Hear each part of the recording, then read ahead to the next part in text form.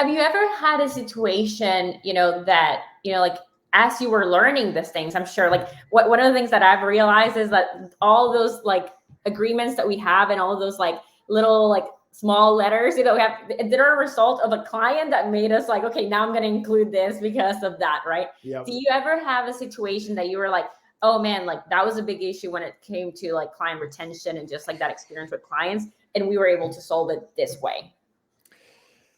Yeah, I mean, for me, like agreements are great and all, and they protect you. But I'd always rather just sit down with the person and see if we can work out something that's fair and reasonable. Like my business partner and I have a mentality, and that if we disagree on something, we're not pulling out our operating agreement and being like, hey, in section 10, like part B, like this is what it says. We're talking about it like people. And same thing, we sold it to two really great entrepreneurs, Mark Hargrove and David Martin, for free up. If there was some kind of disagreement after the sale, we're talking about it first before we're just pulling out the agreement or suing each other or something like that. And I kind of have that same mentality with clients. And it's always like, hey, how do we figure this out to work long term? A recent example with Trio SEO, our SEO service, we have two packages.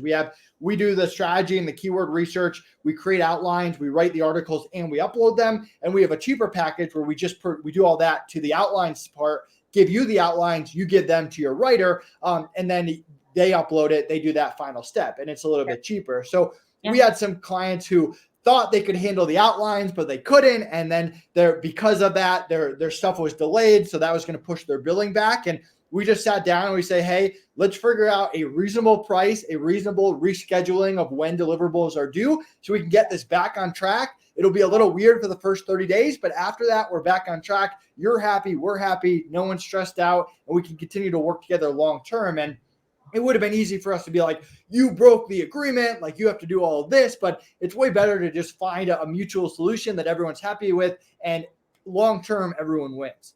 Yeah, absolutely. If you were to talk to, because a lot of the people that are going to see this live, that are watching this live, are agency owners. That's normally like who I'm hanging out with in the digital world. If you were to talk to an agency owner that is wanting to extend that lifetime value, right? Like we focus on client retention because of that lifetime value that we want to have for our clients. If they're focused on expanding that, what would be like your number one advice for them? Yeah. Be picky on who you take on. It's a loaded question, I know. Yeah.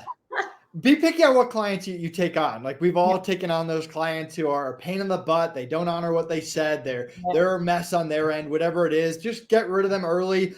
Don't even take them on if you can. For us, if we have any kind of discovery call, if we get any kind of sense that it's a red flag, we're not taking them on. And even like the SEO business, my team actually gives like a thumbs up or thumbs down before we sign on any client. So we're very careful up front who we take on.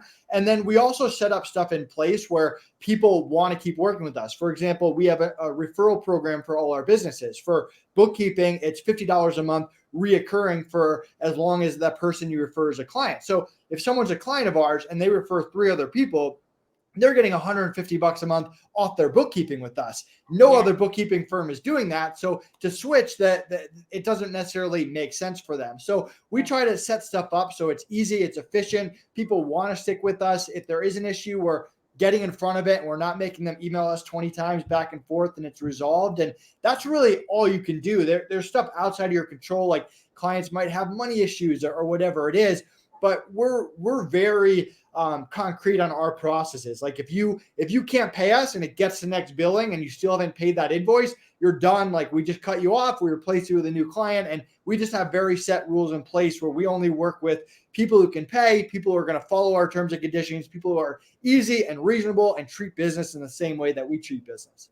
That is, I think, like a big lesson for especially agency owners that are looking to serve people, and just like understanding that, hey, like you're also a business owner. I feel like a lot of people want to help, and sometimes that can get confused, with like the actual service that people sign up for. So having clarity when it comes to like what the expectation is from both ends. Hey, if you're getting a service, like you need to pay for that. Like I feel like that is like a very basic understanding, but a lot of people still confuse that. And so having those agreements in the beginning, or just like expectations communication settings, from the beginning that allows you to have clear communications is number one for me.